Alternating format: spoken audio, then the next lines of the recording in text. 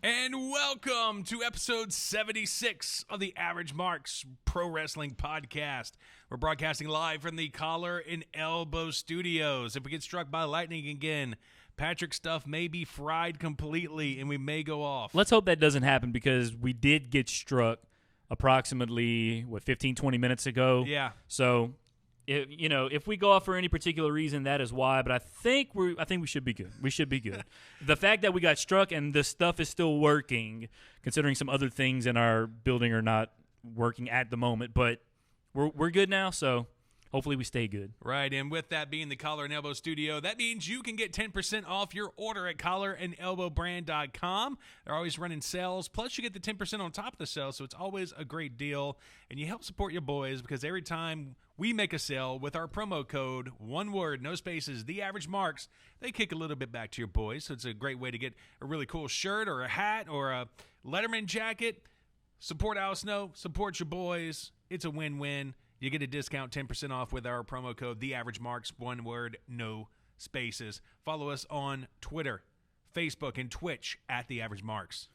It is episode number 76, which means today we are going to be talking about AEW Double or Nothing, which happened this past Saturday. An amazing show we have on the line. We'll get to them in a second. Of course, NXT Takeover 25. Also this Saturday, we will be filling out our scorecard. So with that being said, I'm going to introduce first, since he is the NXT AMP scorecard champion, Cruz Smith. What's up, Cruz?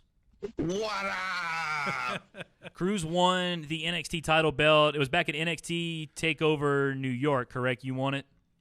Yeah, the one. One for WrestleMania weekend? Yeah, that's the one. So, and this is the first time he's defending it. So, NXT Takeover 25 in some city, Connecticut, this Saturday night on the WWE Network. Also joining us is Mr. Jonathan Brinkman. What's up, Brink? The number one contender to the title. To what? To with the NXT title or the NXT title? Well, I thought we were doing like the NXT title like everybody was could do the NXT title because there's only 5 shows a year. That's the way I think we're doing it. So it's just us four anyway. It's gonna be me, you, Cruz, Brink, Mike Yo, and myself. So it'll be us four. Trying to get the title this weekend for NXT Takeover 25. So Brink, what's up, Brink? Not a whole lot. Y'all got struck by lightning? Yeah, we did get struck by or the building. We have at a radio station, you have a big giant. I don't want to sound dirty, but a giant rod in the back of a big metal rod at that, and it's basically like a what they call that, a lightning. It's basically like a giant lightning rod just waiting to get struck, this is not the first time it's been struck. So it struck about 15, 20 minutes before we went on. So we had to make sure all of our equipment was good. But we're good. We're on the air. So what you're saying is y'all can't catch a break. Y'all got struck by lightning. Y'all got hit by a truck a couple months ago. Yeah. Well, just in a it's crazy. location. Yeah, well, hey, it's just you were a bad place at a bad time, I guess. So. Yeah.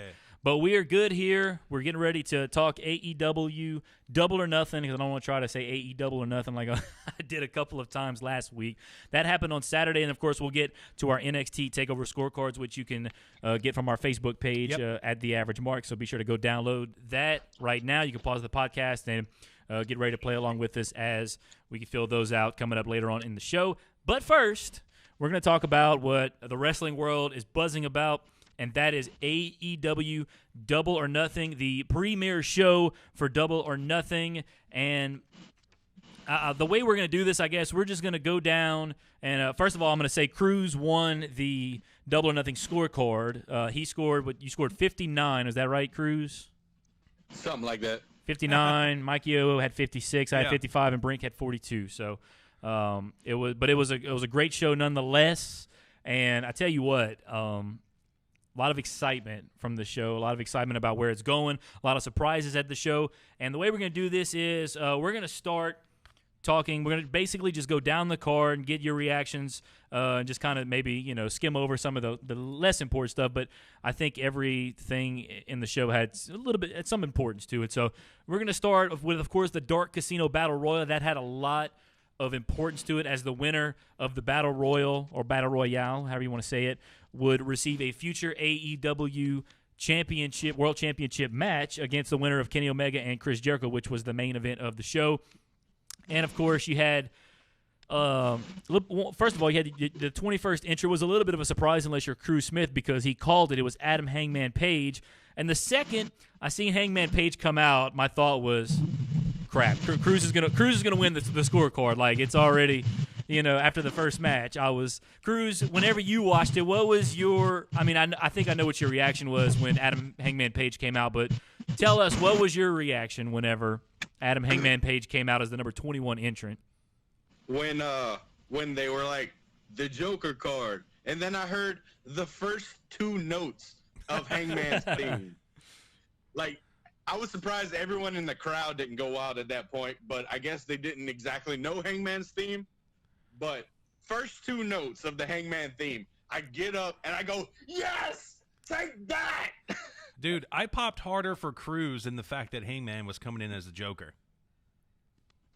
Well, I tell you what, because I didn't know Adam Hangman Page's theme right off but then I definitely saw, we got Marcus Talbert, of course, in there, fellas, AEW, best thing ever. Well, they're getting there. I wouldn't say that was, there's a few kinks they can work out. And we'll talk about that as we go along. We had a poll on our Facebook page we can talk about too. Yeah, we did have a poll, but of course, Cruz, he picked Hangman Page to win the Battle Royal, and of course, that's what ended up happening. There was a couple of things. I know Brink had said, Brink, you were a big fan. You liked what Luchasaurus did in the Battle Royal. Tell us about, what you saw whenever you saw Luchasaurus in the Battle Royal. Well, coming out of that match, two people really stood out. One, Luchasaurus, because I haven't seen any of them. I have no idea who Luchasaurus is. Mm-hmm. Really impressed me in that match, especially when he murdered Joey Janela. Yes. I did I not say in the chat, I was like, Joey Janela just died. Yeah. Because sure he went head first. Ringside. Yeah, he went head first into that table. And then, of course, Joey Janela has a match coming up in a little bit. We'll talk about that in a little bit. We'll get there. Yeah, we'll get there. I think, Luchasaurus really impressed me. I want to see more of Luchasaurus. I want to see more of his gimmick. I want to see more of his moves. I think he can be really intriguing if they use him right. Yeah. The other guy who really stood out to me, and I think him more than anybody else on the card really catapulted himself to that next level to where I'm comfortable saying he's one of the best top 5 heels in the world, and that's MJF. Oh, absolutely. I love me some MJF. Is a stud. He's going to be a main player.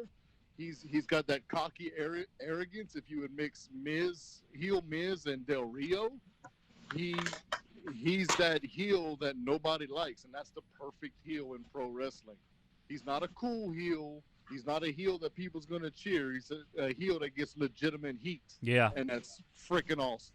Yeah, and he has the look, no homo, but dude's he's not a bad looking dude. Maybe a little bit of homo, right? Yeah. But he's got the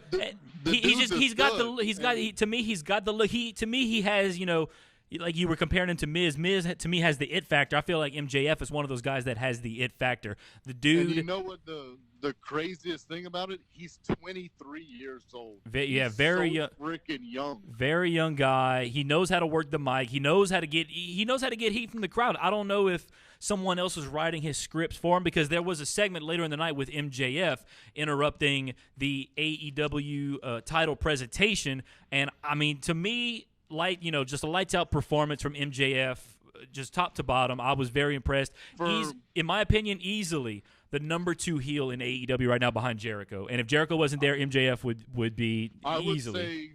I would say he's easy top 5 heel in the world. Yeah. And if anybody who didn't know who MJF is, the first moments of that Battle Royale when he beat up the legless dude and called him Lieutenant Dan. Oh, That's God. all you need to know about MJF. Speaking of Lieutenant Dan, Marcus Albert says he was pulling for Lieutenant Dan. He should have won. But yeah, MJF, he did, and like I said, any chance he got, he did as heel of him, depending on the situation, the whole thing with the guy that, had no legs. He took advantage of any point that he could have done something very, very heelish. He took full advantage of it. He definitely, And he seems like the kind of guy you catch him in public, he will not break character. He will just, get away from me. I don't like. He's the kind of guy that does interviews in character and makes it really awkward, and it's great. Yeah. Somebody on Twitter said he looked like Tim Tebow and Axe body spray had a baby.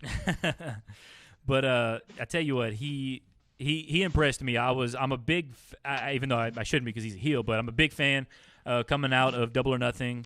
Of MJF, big fan of MJF. So yeah, I wanted to touch on that. Brent Cruz. Now I'm gonna get to somebody that kind of stood out to me. Cruz, is there anybody else, maybe other than Adam Page, Luchasaurus, or MJF that maybe stood out to you in the Battle Royal? For sheer lulls, Orange Cassidy won my heart. That's where I was gonna go with it. Absolutely. I think Brink talked about somebody that rose their stock with MJF. I feel like Orange Cassidy, just for the fact that he was on on the buy-in where God knows how many people were watching, and did very little, but yet just got his stock just rose so much from doing so little because. But that's his gimmick. Yeah, and I've seen, I went watch other videos of him on the indie scenes doing stuff, and it's the same thing, and the best part about it to me is it's like he goes in there, gives no effort, and like he's kicking Dreamer in the legs, and he kind of does a little step back, does a little miniature super kick, whatever you want to call it, and Tommy Dreamer's just like, what is this? Who is this guy? Like, so I thought that was really funny. I feel like Orange Cassidy, almost maybe even more so than MJF, sort of. Because I feel like going into this show, MJF, he showed up at the ticket announcement, I believe it was, or one of the press conferences. He showed up. Maybe it was the original press conference. He showed up. So people had MJF in the back of their minds, whereas a lot of folks, no one knew who Orange Cassidy was going into this event. So I think Orange Cassidy definitely rose his stock. Mikey, anybody in that Battle Royal that maybe stood out to you? I like Jimmy Havoc a lot. Yeah. And I tell you what, man, that director sucked because not only was Janela involved in the best spot with the table, but he also had another great spot that they turned away right before it happened when Havoc put out the cigarette on Janela's forehead. Yeah, I did see that. They didn't catch when the cigarette was put on the forehead, but they definitely caught it when the cigarette was stuck to his head, and you could see the smoke coming off the cigarette. So, but the Battle Royal was really, really fun. I liked the concept of it. Adam Page, it was. I wouldn't even say it was a surprise, I guess, because Cruz did call it. So so the possibility was all in the back of our heads, but it was a very good Battle Royal, and the right man won, in my opinion. Yeah. So Adam Page will challenge for the AEW Championship coming up. Actually, at All Out. That match will be at All Out August 31st. Now let's move on. Some quick thoughts. Kip Sabian defeated Sammy Guevara. Really good match. Nothing, two tremendous talents in the ring. I think Kip Sabian and Sammy Guevara, those are going to be two really key talents for them going forward. I feel like they could do a lot of good work. It was a good match. It was about a 10-minute match. And Kip Sabian, of course, won. He defeated Sammy Guevara. I think we all got that wrong. Did anybody pick Kip Sabian to win that match? I did not. Yeah, nobody picked Kip Sabian to win that match. But it was a good little match, and nothing really crazy to talk about there. It was a good, solid match. It got 3 1/4 stars, and that's pretty good for a dark, considered a dark match according to this. But talking about good-looking dudes, I can see them pushing Kip Sabian as one of their bigger faces. Yeah, certainly. Kip Sabian, I think, could be a really, really good face in AEW. Now let's go to the main card of the show. Started off 6-man tag. It was SCU taking on CIMA, El Lindemann, and T-Hawk. This was a really good match to start. Nothing really crazy to me happened in this match. Christopher Daniels, Frankie Kazarian, Scorpio Sky. I think it was Scorpio Sky. A lot of folks were really, talking highly about Scorpio Sky. Everybody had a really good match though. CIMA this was one of those fun 6-man tags where a lot's happening, and it was just a really, really good way to start the show, in my opinion. That match got actually 4 stars, so it was actually rated pretty good by Unc Melt. We'll go to Cruz. Cruz, what did you think? Any thoughts from the 6-man tag that opened it up? First thought was whenever the Strong Hearts came out, my first thought was, damn it, if I'd have known that they had a young boy on their team, I wouldn't have picked them. And 2, if that is what OWE has to offer, yeah, holy cow. Yeah, they you want to talk about some of the people around here do a lot of flippy stuff. They do a lot of flippy stuff. I was very impressed with the Strong Hearts. I think AEW made a really, really good decision in having that partnership with that organization. Brink, any thoughts from that six-man tag? It's exactly what it needed to be to open the show. You put three guys who are staples on BTE, somebody you know is going to get a massive pop with SCU, and put on a damn good match with the guys from OWE. Yeah. Very impressed with them. They had a couple rough spots, but at the same time, I'm excited to see what the OWE guys can do against the other OWE guys. Yeah. Like, okay, we've seen them against SCU, and they did some crazy stuff, but how crazy can it get with people that they're familiar with and work with every day? That match will pique my interest tremendously. Yeah, definitely had a definitely. I know they can do more. So I think that right there, that was just a little bit of an appetizer for what's to come. What do you think of that match? Man, the thing that I got out of it is Daniels is timeless. That dude, he's 48, but he wrestles like he's in his younger 30s still. Yeah, and I think one of the commentators was talking about that, or maybe it might have been on Busted Open before, because I was listening to a lot of stuff leading up to the show, and I want to say Busted Open on SiriusXM, they interviewed Christopher Daniels and SCU one day, and they were just, raving about, how he's at his age that he is. I think he's in his upper 40s, or he might be 50 now. He's like 48. He's up there, and he can still go. I mean, he can still put on a great match, and he's got two guys with Frankie Kazarian and Scorpio Sky with him there. So they're doing good things with SCU. Really good match to start the show. As we move on now, the next match was the women's triple threat match. It was Britt Baker, Kylie Ray, and Nyla Rose. And then the first big surprise of the night, Brandy Rhodes came out, and, she kind of swerved us a little bit. I was looking fine. Yeah, she was, Cruz. She was. I know that was, that was the part of the show that Cruz hit that pause button for a few seconds. So, but yeah, she was in her gear. We thought she was. Yeah, gonna I wrestle. know. She came out. She had the Chief Brandy thing on her back. Looked really cool. She had some nice attire, and she basically had this, swerved us a little bit, making us think that she was going to join this match, making it a fatal four-way. However, it was not Brandy Rhodes that joined, but it was none other than Awesome Kong. A nice surprise there. Great pop from the crowd. She joined the match. And, boy, I tell you what, when her and Nyla Rose faced off, that was that was a little bit of a moment. But I'm going to tell you what, and I talked to Brink about this earlier this week, the one person that impressed me the most in this match was Kylie Ray. She's not that big of a, physically as a woman, but I tell you what, she is a lot stronger than she looks. She was, she was doing some moves that was definitely showing off her strength. That's for sure. She looked really, really good. At one point, I almost hoped she would win the match, but I picked Britt Baker, Dr. Britt Baker, Bebe, DDS, who actually won the match. So we go to Cruz. Cruz, what were your thoughts from that women's, what turned out to be a fatal four-way match? I think there wasn't enough Nyla Rose and Awesome Kong. They did a lot of outside the ring, sitting around doing nothing. They had their few moments, but I don't like to see a lot, like they showcased Britt Baker and Kylie Ray. They should have did that with Awesome Kong and Nyla Rose. Yeah. I'd love to see just a big brawl in the middle of everything.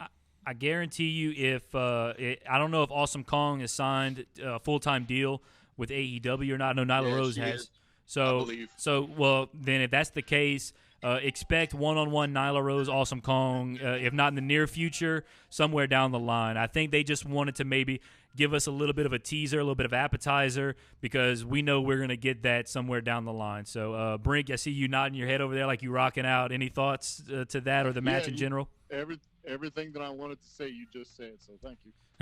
You guys are locked up on a wave. Any thoughts from that match, Mikey? No, I was really excited to see Kylie Ray do well, too, because